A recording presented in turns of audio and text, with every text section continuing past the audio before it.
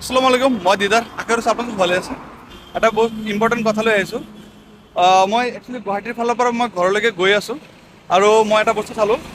এই যিটো ৰাস্তা চাই আছে, ৰাস্তাৰ মিডিল চাইডে কিছুমান চোবাবল গছ লগোৱা হৈছে আৰু তাৰ পৰা গুটিবিলাক খহি খহি অট'মেটিক তাৰমানে তলত পৰি আছে। যদি কোনোবা ভাবে যে আমাক চোবাবলৈ গুটি লাগে, তেতিয়া ভাই ফ্ৰী অফ কষ্ট, কোনো ধৰণৰ পইচা নালাগে, তেনেহ'লে আপুনি ইয়াৰ পৰা কালেকশ্যন কৰি লৈ যাব পাৰিব। তাৰমানে কি হৈছে, মই প্ৰায় 2 বছৰ 3 বছৰ আগতে মই চাইছিলোঁ লখৰা যিটো ৰোড আছে, দুটা হাইৱেৰ মিডিলত সেই চোবাল গছকেইটা লগোৱা আছিল। কিন্তু এটা টাইমত কি হ'ল, এইবিলাক উঠাই পেলাই দি তাতে অভাৰব্ৰিজটো কৰিছে। কিন্তু মই আজি লক্ষ্য কৰিলোঁ ছেম বস্তু ইফালে ৰৈ গৈছে, ইফালে উঠোৱা নাই। মই আপোনাক ভিডিঅ'টো দেখাই আছোঁ আৰু এড্ৰেছটো মই ধুনীয়াকৈ দি আছোঁ এইটো ভিডিঅ'ত। কিন্তু তথাপিও এটা মনত ভয় লাগি আছে, তাৰমানে কি হৈছে, মই য'ত থিয় আছোঁ মোৰ পিছফালে আৰ্মি কেম্প আছে। আপোনালোক যদি মঙলদৈ ফালৰ পৰা যদি গুৱাহাটী গৈছে তেনেহ'লে গম পাব, এইটো আৰ্মি কেম্পৰ ফ্ৰণ্টত মই থিয় হৈ আছোঁ। দেখাই পাব পিছফালে ভিউ।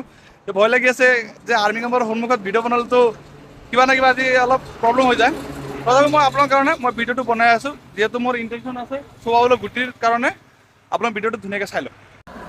আপোনাক চাব পাৰিব এইটো যিটো ৰাস্তা যিবোৰ আহি আছে, এইটো তাৰমানে গুৱাহাটীৰ পৰা মঙলদৈৰ ফালে যোৱা ৰাস্তা, আৰু মঙলদৈৰ ফালৰ পৰা গুৱাহাটী যোৱাৰ ৰাস্তা সেইফালে। কিন্তু ইয়াতে আপোনাক চাব, এই গছ এটা থিয় হৈ আছে। এটা নহয়, ইয়াতে বহুত কেইটা আছে। মই আপোনাক দেখাই আছোঁ উদাহৰণ। এইটো হ'ল চোবাবুল গছ, ঠিক আছে। যিয়ে প্ৰথম চাই আছে, এইটো ছাগলীৰ কাৰণে বহুত ধুনীয়া খাদ্য হয়, কিন্তু ইয়াৰ গ্ৰ'থ অলপ কম আছে কাৰণে মই লগোৱা নাছিলোঁ। এয়া চাওক, গুটিবিলাক ইয়াতে লাগি আছে আৰু শুকাই গৈছে। আৰু এইটো চাইডত চাওক, কেঁচা হৈ আছে, ঠিক আছে। এনেকুৱা ধৰণে এটাও নহয়, বহুত কেইটা লাগি আছে। এইফালে এটা লাগি আছে, তাৰপৰা এইফালে এইফালে লাগি আছে, ঠিক আছে। এইফালে ডাঙৰ ডাঙৰ গছ আছে। তাৰমানে হৈছে কি, গোটেইকেইটা তাৰমানে এইবিলাক তাৰমানে গছৰ পৰা পৰি তলফালেও পৰি আছে। মই আপোনাক দেখাই দিব বিচাৰিম। এই ইয়াতে তলফালে এইটো চোবাবুল গছৰ গুটি তাৰমানে তলফালে পৰি আছে।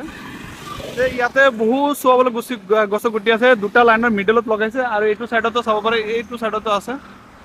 এই চোবাবুল গছৰ গুটি ওপৰত লাগি আছে।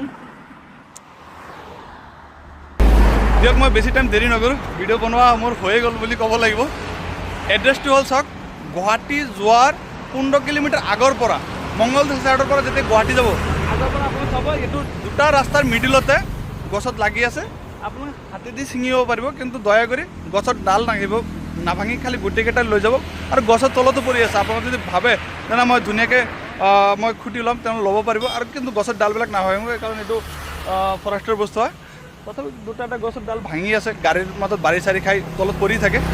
আশা কৰিছোঁ যিবিলাকে নতুনকৈ ফাৰ্ম কৰি আছে আৰু ইফালেদি যেতিয়া যাব, তেতিয়া আপোনালোকে ইয়াৰ পৰা গুটিকেইটা কালেকশ্যন কৰি লৈ লগাব, ছাগলী ফাৰ্মৰ কাৰণে কামত আহি যাব। যে কেনেকুৱা লাগিছে ভিডিঅ'টো নিশ্চয় জনাব। ভিডিঅ'টো দেখাৰ কাৰণে বহুত বহুত ধন্যবাদ।